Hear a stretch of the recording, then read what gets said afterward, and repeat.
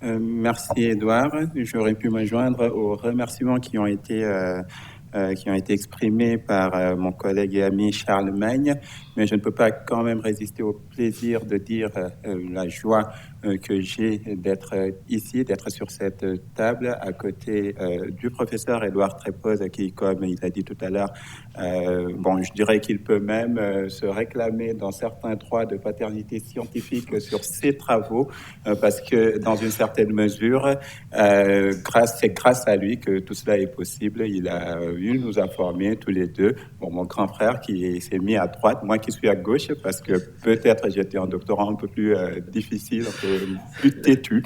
Mais voilà, donc je tenais à exprimer ces remerciements et aussi à étendre ces remerciements à tous ceux qui ont participé de près ou de loin à l'organisation administrative, logistique de ce colloque. Lise Barra-Stranieri qui est là, Yacine Chatout aussi, Esther Delnono, Fatna Merouche du côté de l'IDEA.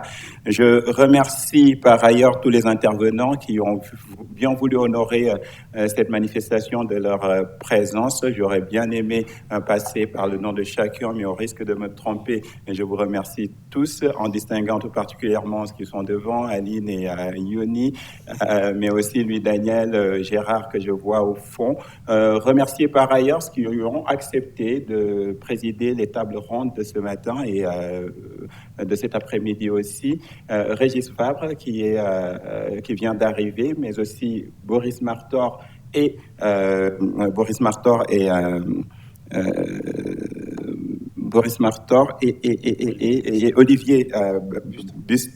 Olivier Bustin, qui ont été à l'initiative, il faut le dire, de cette manifestation, même si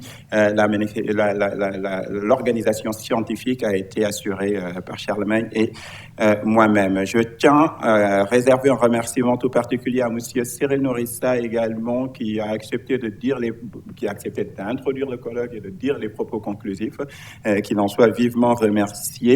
Et je réserve un grand remerciement au secrétaire permanent, à Paul Bézelon et encore une fois à Régis Vabre qui ont justement assuré les finances de ce colloque. S'agissant du thème qui m'est assigné, donc faut-il réviser la compétence de la CCJA, comme l'a dit le professeur Trépoz tout à l'heure, la nature fait bien les choses, parce que la révision justement de la méthode d'uniformisation devrait normalement s'accompagner d'une certaine réflexion sur la configuration de la compétence de la CCJA. Justement, il est impossible d'aborder les perspectives d'extension de l'OADA sans examiner le rôle central de la Cour commune de justice et d'arbitrage au sein de cette organisation. La richesse des interventions qui m'ont précédé, Charlemagne, mais aussi tout ce qui sont passés avant lui, révèle justement l'importance que chaque intervenant accorde à cette juridiction et cela témoigne de la place primordiale qu'elle occupe dans le système de l'OADA. Pour présenter la CCJA très brièvement, c'est l'institution juridictionnelle centrale de l'OADA. Avec une double casquette, elle agit à la fois comme cour commune de justice, on pourrait dire même une triple casquette, elle agit à la fois comme cour commune de justice, comme cour de cassation communautaire, mais aussi comme cour d'arbitrage ou comme centre d'arbitrage au sein de cette organisation. Parfois, elle est qualifiée de troisième degré de juridiction du droit des affaires. Son rôle central en matière d'arbitrage doit justement être souligné, car la CCJA constitue aussi une instance commune d'exéquature des sentences arbitrales qui sont rendues au niveau de l'OADA. C'est une juridiction qui est aussi dynamique, il faut le dire. La CCJA fonctionne et fonctionne plutôt bien. Une juridiction qui qui travaille en permanence et qui fait évoluer le droit OHADA de façon très perceptible, ce qui est assez rare dans le cercle restreint des juridictions internationales et tout particulièrement des juridictions internationales africaines. À ce jour, au demeurant, bien que certaines critiques touchent le fonctionnement de cette juridiction, peu de doutes sont exprimés sur sa compétence proprement dite. Dans le passé, les interrogations portaient sur la complexité des procédures et l'accessibilité de cette cour. Aujourd'hui, la charge de travail constante et la lenteur perçue dans le traitement des affaires demeurent des préoccupations dans le fonctionnement de cette juridiction. Mais l'OHADA et la CCJA ne sont pas insensibles à ces remarques parce que sur le plan procédural, d'importants efforts ont été déployés, notamment à la dématérialisation des procédures qui a été évoquée ce matin, l'organisation ou la mise en place de délais de distance, des audiences foraines qui ne fonctionnent pas autant qu'on aurait souhaité qu'elles le soient, mais qui ont été quand même prévues. Mais qu'en est-il de la compétence spécifiquement de la CCJA? Partant de son rôle, on lui attribue généralement le rôle de garant de l'interprétation et de l'application uniforme des textes de l'OHADA. Toutefois, le thème de ce colloque, qui traite des perspectives d'extension de l'OHADA, soulève déjà de nombreuses interrogations sur les questions de la compétence de cette Cour. En effet, toute extension de l'OHADA, qu'elle soit matérielle ou territoriale, exerce nécessairement une incidence sur les attributions de la CCJA. Mais ce n'est pas sous cet angle que nous allons aborder le sujet. La véritable question est de savoir si la compétence qui est actuellement reconnue à la CCJA est adaptée aux missions qui lui sont assignées. Donc c'est la question essentielle à laquelle je vais essayer de répondre.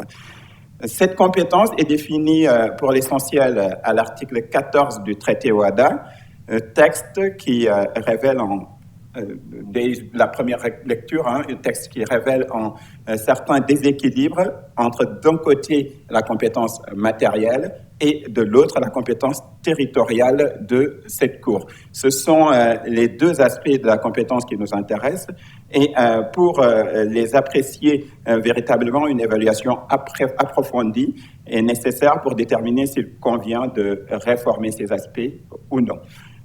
La réponse à la question, donc, faut-il réviser la compétence de la CCJA, suppose une appréciation de l'existant, de ce qui est en marche dans la compétence de la CCJA à l'heure actuelle, une appréciation de l'existant, donc, ce qui permettra d'évaluer par la suite la nécessité ou non de réformer. C'est ce que nous proposons de faire en premier lieu pour la compétence matérielle de cette Cour et en second lieu pour sa compétence territoriale. En premier lieu, donc, la compétence matérielle de la CCJA. Au terme de l'article 14, alinéa 1er du traité OHADA, que je cite, la CCJA assure l'interprétation et l'application commune du traité ainsi que des règlements d'application, des actes uniformes et des décisions. Nous allons d'une part présenter la portée de cette compétence matérielle et d'autre part l'évaluer afin d'envisager d'éventuelles améliorations qui peuvent lui être apportées.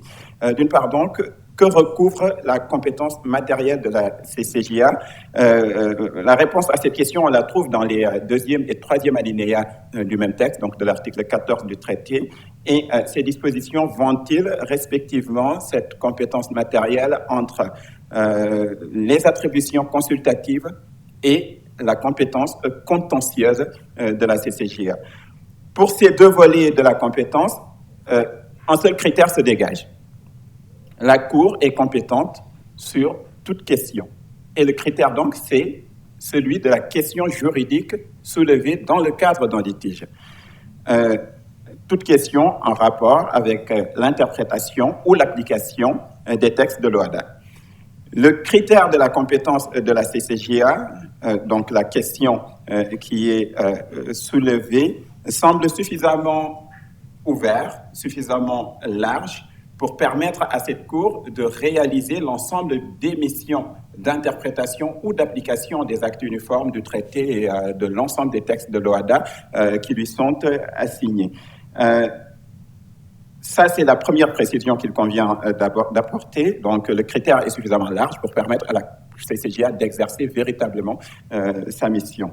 La deuxième précision concerne la place des deux volets de la compétence matérielle, la compétence consultative et la compétence contentieuse.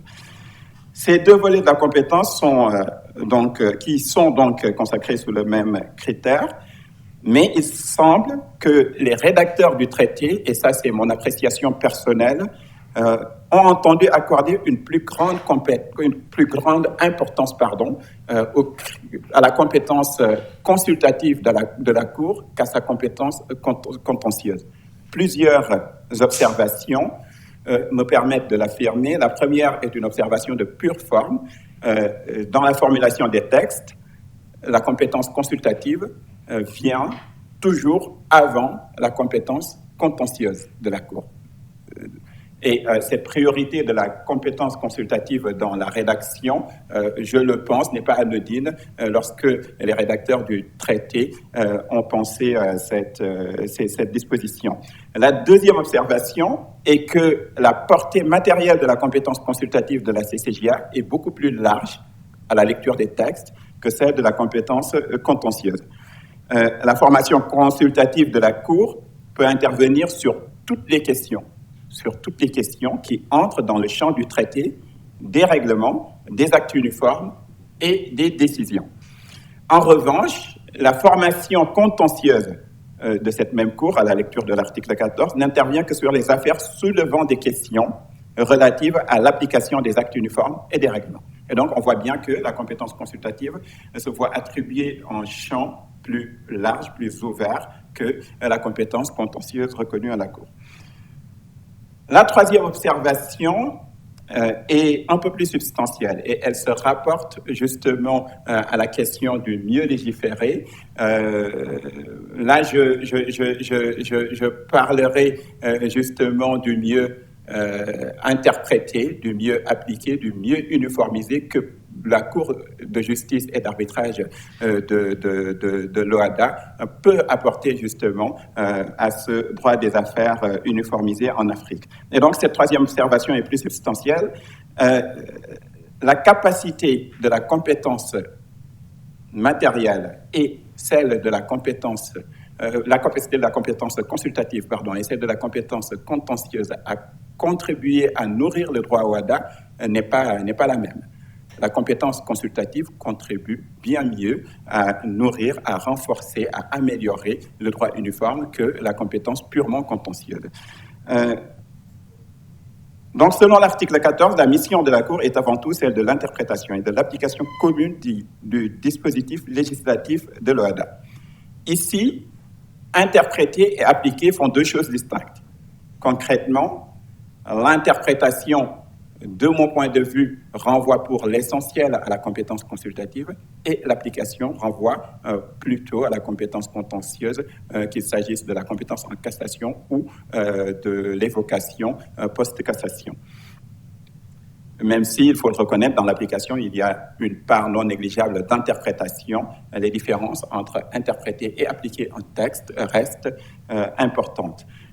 Par ailleurs, le raisonnement de celui qui se consacre à l'interprétation pure et simple de la norme n'est pas la même que celui qui se contente de trancher en litige. Là aussi, il faut le constater, parce qu'un avis consultatif n'a pas la même portée normative qu'une simple décision qui se limite à trancher en litige au fond et à donner une décision qui départage des parties. Ce constat établi, on observe donc que la compétence consultative se voit reconnaître une importance beaucoup plus forte, beaucoup plus grande que la compétence contentieuse qui est reconnue à cette même Cour. Cela étant, passons ensuite à l'évaluation de la compétence matérielle de la CCJA, qu'elle soit consultative ou contentieuse.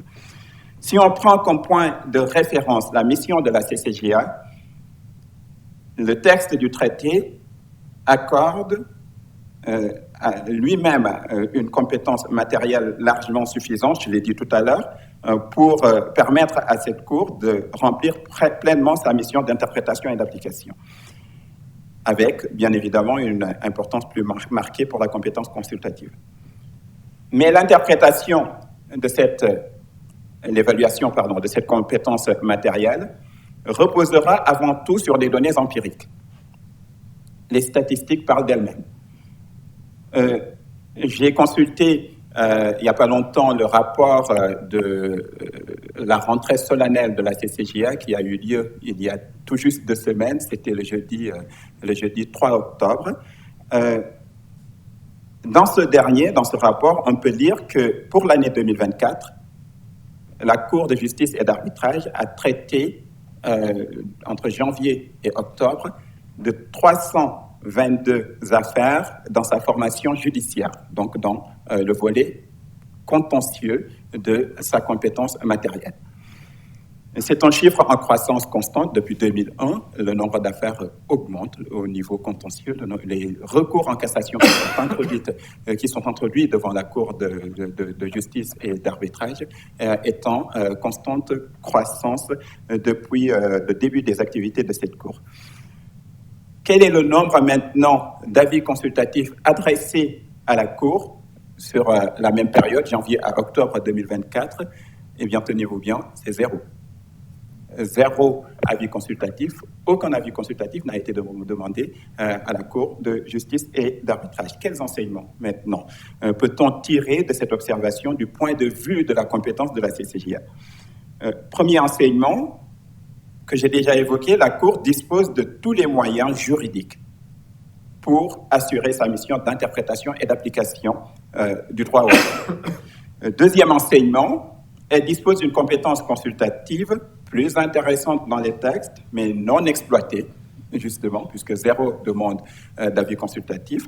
Inversement, sa mission contentieuse qui devrait être marginale si on donnait plus d'importance à la mission consultative de la Cour, si les juridictions nationales s'attelaient beaucoup plus à saisir la Cour pour lui demander des avis consultatifs sur les affaires qu'elles reçoivent, eh bien ces affaires seront beaucoup moins appelées à être tranchées par la Cour en cassation, puisque dès lors que la Cour rend un avis consultatif, une norme jurisprudentielle générale en ressort, et dès lors qu'une juridiction s'appuie clairement sur cette norme, eh bien, la cassation, le recours en cassation, la nécessité même de recourir en cassation devient marginale. Et donc, c'est la raison pour laquelle je dis que la compétence consultative devrait être plus importante, mais reste inexploitée, mais la compétence contentieuse qui est surexploitée à l'heure actuelle aurait dû être marginale. On a loupé quelque chose donc dans le fonctionnement de la Cour et il est légitime de le souligner afin que ce point soit revisité. Troisième enseignement, on peut lire de ces statistiques que les particuliers se sont appropriés véritablement la Cour de justice et d'arbitrage, puisque la compétence contentieuse, c'est l'affaire des particuliers, c'est l'affaire des parties au procès. Les particuliers qui veulent parvenir à une solution, bon, je dirais je dis que les particuliers se sont appropriés cette Cour, mais je dirais plutôt que la configuration de la Cour s'impose aux particuliers, puisque si un particulier veut parvenir à une solution définitive de son différend, eh bien, ils sont bien obligés de saisir la Cour d'un recours en cassation. Raison pour laquelle je dis que le jeu s'impose à eux, parce que c'est la seule voie de cassation qui leur est ouverte. Quatrième enseignement, le volet le plus important, si le volet le plus important de la compétence matérielle est sous-exploité, donc la compétence consultative, si ce volet est sous-exploité, il faut dire que la Cour de justice et d'arbitrage de l'OHADA n'y est pour rien. Et donc, je dédouane entièrement la Cour. Pourquoi? Puisque c'est une juridiction qui ne peut traiter que des questions qui lui sont transmises, et ces questions sont au nombre de 0, comme je l'ai évoqué tout à l'heure. Donc, la Cour de justice et d'arbitrage n'y est absolument pour rien. À qui la faute maintenant? C'est la question qui va être soulevée immédiatement. Eh bien, la faute est aux États membres d'abord, parce que si les États membres ont bien adhéré à l'OHADA, j'ai bien l'impression qu'il ne joue pas le jeu de saisir la Cour justement pour l'interprétation des actes qui sont issus de cette organisation. Ça, c'est un premier constat. La faute également au Conseil des ministres, puisque le Conseil des ministres peut saisir la Cour pour interpréter les textes de l'OHADA, mais la faute surtout aux juridictions nationales de première instance et aux juridictions nationales d'appel qui manifestent, et les statistiques le disent encore une fois, une réticence très nette à saisir la Cour de justice et d'arbitrage pour avoir son avis, ce qui recoupe en quelque sorte la dynamique conflictuelle qu'on pourrait peut-être soupçonner et que mon collègue Charlemagne Dagbeji a évoqué tout à l'heure dans ses propos. En conclusion donc de ce premier point, faut-il réviser la compétence matérielle de la CCJA? Je ne pense pas que ça soit absolument nécessaire à l'heure actuelle. Je me dis qu'il faut plutôt l'exploiter et non pas le réviser puisque l'existant est suffisant. Donc, il vaut mieux l'exploiter que de se lancer dans une révision. Il faut l'exploiter dans toutes ses facettes et pour ce faire, un effort pédagogique, je le pense, est nécessaire sur la compétence, notamment sur la compétence consultative de la Cour. Une incitation dans l'usage de cette compétence consultative serait bien plus pertinente en réalité. Ce sont les juges nationaux, il faut le dire, pour conclure ce premier point, qui n'ont pas envie ou qui ne savent pas peut-être, je ne sais pas, qu'elles peuvent saisir la CCJA et je trouve cela très, très malheureux. Qu'en est-il maintenant de la compétence territoriale? C'est la question que nous allons évoquer en second lieu. Donc, en second lieu, la compétence territoriale de la CCJA. Contrairement à la compétence matérielle, je vais être beaucoup plus court sur ce point, contrairement à la compétence matérielle qui est largement et parfaitement définie par les textes, l'article 14 notamment, la compétence territoriale de la CCJA est beaucoup moins précise. D'une part, aucun critère de compétence territoriale de la Cour, notamment en matière de cassation, n'est défini par le traité. D'autre part, la compétence de la Cour en matière d'arbitrage, cette fois-ci, se voit étonnamment assigner une limitation territoriale. Je vais revenir sur ces deux points successivement pour essayer de voir ce qu'il est possible d'apporter pour améliorer la configuration de cette compétence. D'une part donc, la compétence territoriale de la CCJA en matière de cassation. En tant que cour de cassation communautaire, eh bien, la CCJA est seule compétente pour se prononcer sur les décisions rendues par les juridictions d'appel des États membres dans toutes les affaires, toutes soulevant des questions relatives à l'application des actes uniformes. Mais parmi ces affaires transmises à la Cour, et comme mon collègue Gérard Arnoux l'a brillamment évoqué ce matin, il y aura nécessairement des litiges internationaux parmi les affaires qui sont transmises à la Cour en cassation. Qu'il s'agisse d'une internationalité interne à l'OHADA, donc un litige qui présente des attaches avec plusieurs États membres de l'OHADA, ou d'une internationalité générale, une internationalité externe à l'OHADA, un litige qui présente des attaches notamment avec un État extérieur à cette organisation.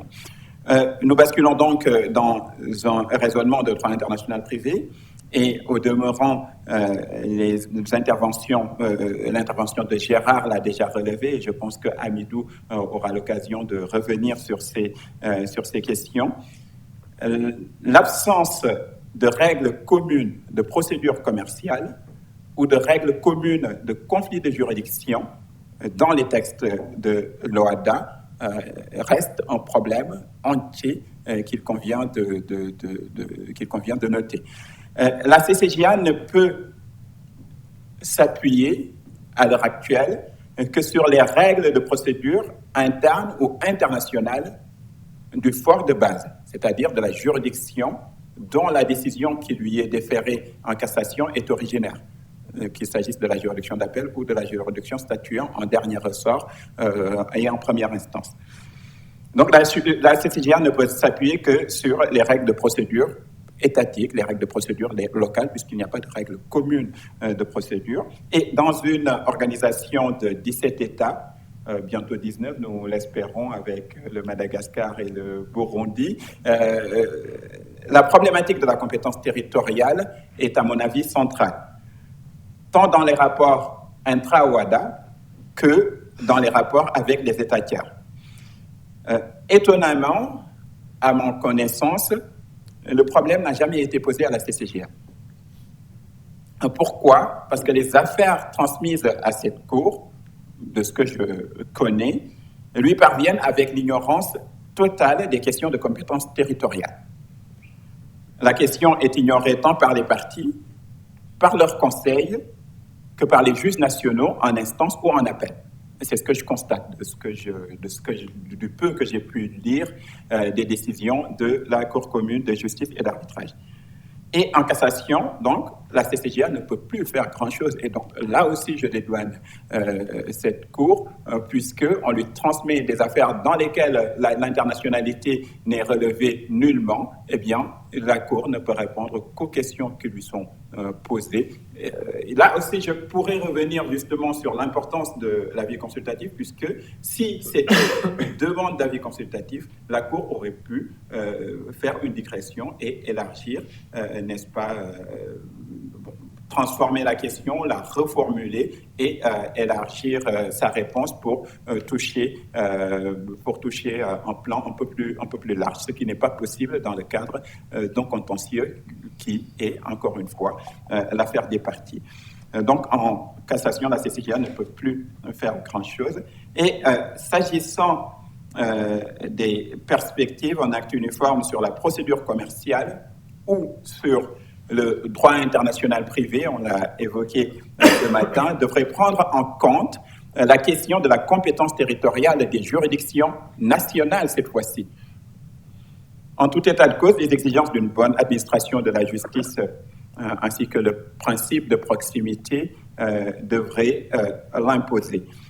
La régulation de la compétence territoriale de la CCJA et des juridictions nationales serait aussi, de mon point de vue, gage d'un rayonnement de cette Cour sur le plan international et de l'efficacité internationale des décisions, puisque si la CCJA intervient sur une affaire qui présente une plus grande proximité avec un État tiers, supposons une question qui concerne une compétence exclusive au niveau européen. La CCJA, si elle intervient sur cette question, il n'y a aucune possibilité que la décision qu'elle aura rendue puisse être reconnue sur le territoire européen. Ignorée d'une manière générale tant par le législateur, les partis que par les juges, la question de la compétence territoriale se trouve étonnamment circonscrite, étonnamment définie en matière d'arbitrage OHADA, là où on pouvait s'y attendre le moins. D'autre part, donc, la compétence territoriale de la CCJA en matière d'arbitrage, la question est régie par l'article 21 du traité OHADA. Ici, telle une juridiction étatique dont on détermine la compétence territoriale sur le plan international, on limite, on circonscrit, on définit la compétence territoriale, le ressort territorial de l'arbitrage institutionnel de l'OHADA.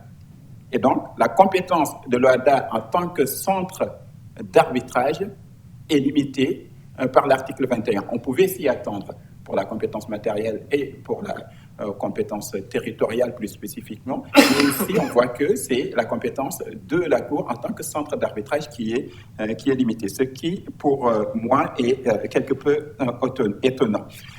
Pour pouvoir recourir au système d'arbitrage de l'OHADA, cette disposition exige des éléments de rattachement du litige avec l'espace OHADA.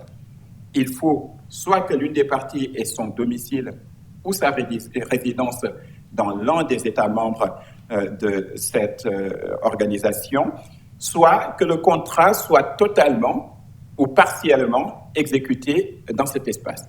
ce sont les litiges qui peuvent être portés devant le centre d'arbitrage de l'OHADA. Et je préfère d'ailleurs, on en discutait tout à l'heure, le terme centre d'arbitrage à celui de cour d'arbitrage, puisque cour d'arbitrage, ça rattache un peu à une question de souveraineté, alors qu'en faisant recours à l'arbitrage, on cherche justement à éviter une cour. Et donc, l'appellation centre d'arbitrage, c'est une simple proposition, serait, de mon point de vue, bien plus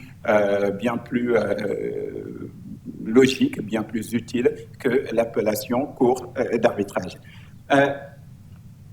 Donc, j'ai évoqué tout à l'heure les critères de rattachement d'un litige à l'arbitrage OHADA, et il faut le souligner, il faut le dire, la solution présente d'importants inconvénients. Pourquoi ? En réalité, c'est là où l'on s'attend le moins à une limitation territoriale de la compétence de la CCJA qu'une telle limitation est consacrée. La solution est grave parce qu'elle enferme, je dirais dangereusement, la CCJA en tant qu'organe d'arbitrage. Elle empêche ainsi l'organisation qu'est l'OHADA de s'exprimer pleinement en tant que place d'arbitrage sur le plan international. En effet, l'une des raisons essentielles d'accepter de recourir à l'arbitrage est de s'assurer une certaine indépendance avec les juridictions locales de la partie adverse. Si je décide de partir en arbitrage, c'est notamment dans la perspective de ne pas me retrouver devant les juridictions du défendeur ultérieurement.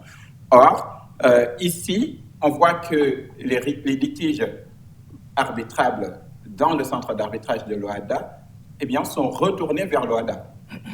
Il faut que le défendeur, il faut que l'une des parties, en tout cas, soit domiciliée dans cet espace, premièrement, ou que le contrat présente des attaches avec cet espace. Prenons l'exemple d'un contrat de vente de marchandises pour laquelle la livraison est effectuée dans l'OHADA. Eh bien, le centre d'arbitrage se trouve directement compétent. Alors que l'objectif était justement d'éviter la compétence de cette institution qu'est l'OHADA, qu'est la CCJA, quand on fait recours justement à l'arbitrage.